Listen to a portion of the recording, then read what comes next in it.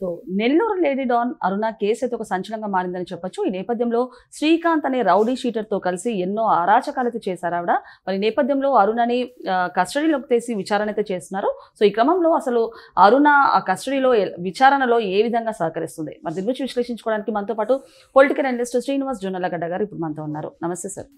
Sir, మరి చూసుకుంటే lady don అరుణ case అయితే ఒక సంచలనంగా మారిందని చెప్పొచ్చు. అంటే ఒక రౌడీ షీటర్ అయిన శ్రీకాంత్తో కలిసి ఎన్నో అరాచకాలు అయితే చేశారు ఆవిడ. సో ఇప్పుడు చూసుకుంటే కనుక తనని కస్టడీలోకి తీసుకొని విచారణ చేస్తున్నారు. అండ్ 40 ప్రశ్నల వరకు కూడా అడిగినట్టు తెలుస్తుంది. సో విచారణకి ఏ విధంగా తను సహకరించారంటారు?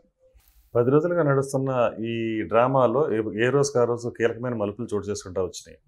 అసలు ఒక హాస్పిటల్లో పెరోల్పై విడుదలైన ఆ శ్రీకాంత్తో ఈవిడ రాసలీల అనేది ఎప్పుడైతే బయటపడిందో అప్పటి నుంచి ప్రతిరోజు ఒక న్యూస్ బయటకు వస్తానే ఉంది.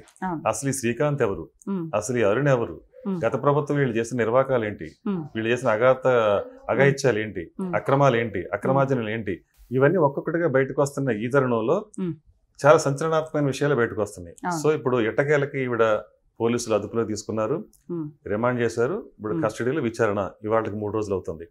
ఈ 3 రోజుల్లో కూడా ఆవిడ అరుణ గతంలో వైసీపీ ఫార్ములా, అది వైసీపీలోనే ఒక ఫార్ములా తయారు చేసుకున్నారు.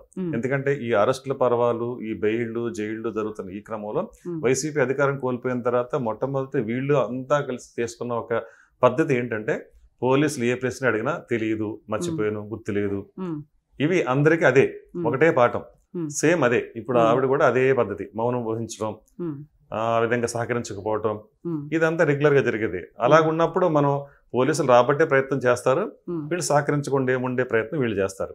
సో ఆ విధంగా ఈ 3 రోజుల్లో ఆవిడ పెద్దగా మరి సహకరించకపోయిందని, అయినా కూడా కొన్ని విషయాలు అయితే కొన్ని రాబట్టుకోగలిగారనేది తెలుస్తా ఉంది.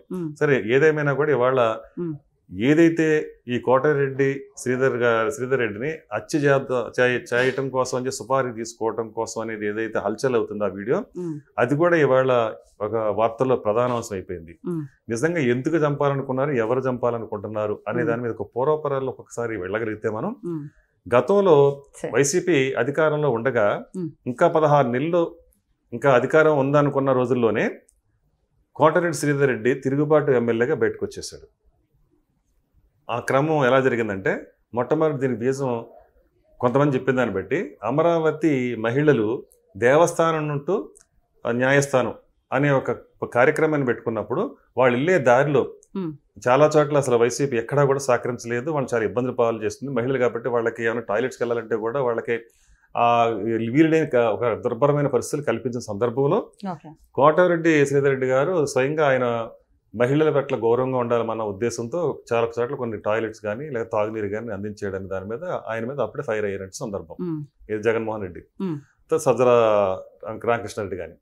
ఆ తర్వాత దాని మీద ఇద్దరు దాంతో డిఫరెన్స్ వచ్చిందని, అంటే కారణాలు అదొకటని కాదు, ఇంకా చాలా కారణాలు అదొకటి అయ్యి ఉండొచ్చు. అంటే కోటంరెడ్డి శ్రీధర్ రెడ్డిని హత్య చేయడానికి అంటే దీని వెనకాల కారణం ఏంటంటారు సార్? అంటే అది లాభం ఓన్లీ అరుణాకే ఉందా, దీని వెనకాల ఒకవేళ హత్య చేస్తే ఇంకెవరికైనా లాభం ఉందంటారా?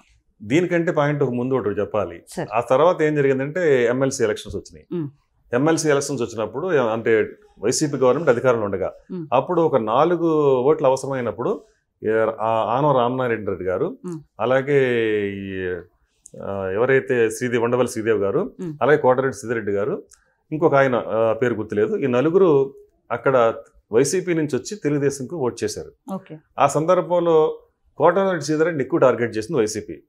అదే సందర్భంలో బోరుగడ్డ అనిల్ ఒక మాట అన్నాడు, నా బండికి కట్టి లాక్కుపోతాను, కోటారెడ్డి శ్రీధర్ రెడ్డిని లేపేస్తానని చిటికలేసిన వ్యక్తి. సో అక్కడే పడింది బీజం. అంటే వైసీపీ టార్గెట్ గా కోటారెడ్డి శ్రీధర్ రెడ్డి ఉన్నాడు. అది ఇవాళ తెర మీదకి ఇప్పుడు ఎందుకు వచ్చిందంటే, మళ్ళీ శ్రీకాంత్ సంబంధించిన పెరోలు దాని మీద అనుకోకుండా ఒక రికమెండ్ కోసం లెటర్ రాసిన దాని మీద సంతకం పెట్టి ఎవరైతే కోటారెడ్డి శ్రీధర్ రెడ్డి ఇలాగ లెటర్ అయితే బయటకు వచ్చిందో ఆ తర్వాత ఆయన విత్డ్రా చేసుకోవడం జరిగింది. పొరపాటు జరిగిందని కూడా మీడియా ముందు చెప్పడం జరిగింది. అయితే ఇదంతా ఒక తీగలాగితే డొంకంతా కదులుతున్నట్టు ఇప్పుడు ఎవరు దీనికి కర్త కర్మ క్రియ అనేది ఇప్పుడు బయటకు వచ్చే అవకాశం ఉంది. ఎందుకంటే పోలీసు దర్యాప్తు మొదలైపోయింది. ఇప్పుడు కీలకమైన అంశాలు అయితే ఖచ్చితంగా బయటకు వస్తాయి. ఇక్కడ ఏమవుతున్నారు, స్వయాన కోటరెడ్డి సీతారెడ్డి తమ్ముడు గిరిధర్ రెడ్డే Hmm. తన అన్నని చంపుకోవడం కోసం ఈ ప్లాన్ చేసాడనే విధంగా సోషల్ మీడియా వైసీపీ ప్రచారంలో తీసుకురావాలని ట్రై చేసింది.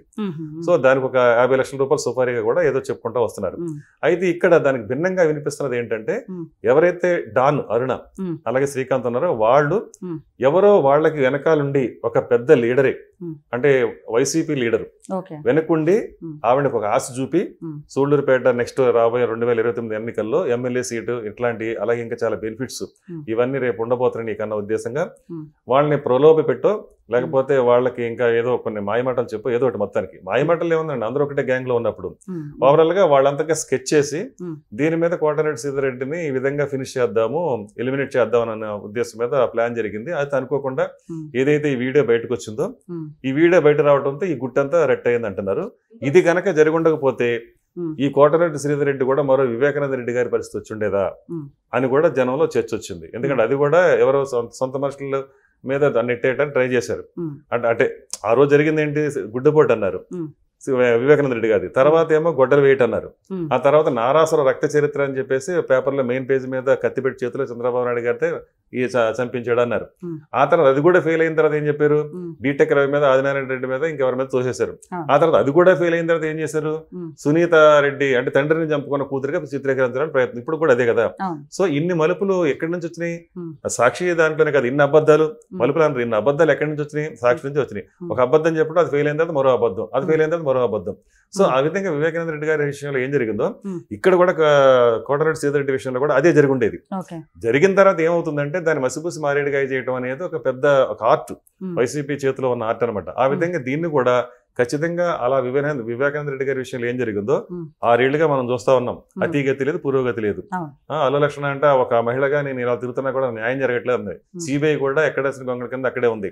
సో వ్యవస్థలు ఇలా ఉన్న సందర్భంలో వ్యవస్థలు అడ్డం పెట్టుకుని వ్యవస్థలు మేనేజ్ చేసుకుంటా ఈ విధంగా మరి వాళ్ళు అలవాటుగా చేసుకున్న కార్యక్రమాలు ఇవన్నీ. సార్ ఆ వీడియోలో చూసుకుంటే గనక కోటంరెడ్డి శ్రీధర్ రెడ్డిని చంపితే గనక డబ్బు 50 లక్షల డీల్ మనకు కుదిరిందంటూ కూడా ఒక వార్త అయితే విన్నాము. సో ఎంతవరకు కరెక్ట్ అంటారు ఇది?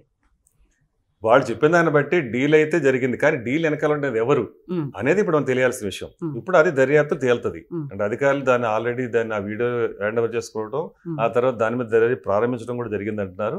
ఆ దర్యాప్తులో అసలు విషయాలు బయటకు రావాలి.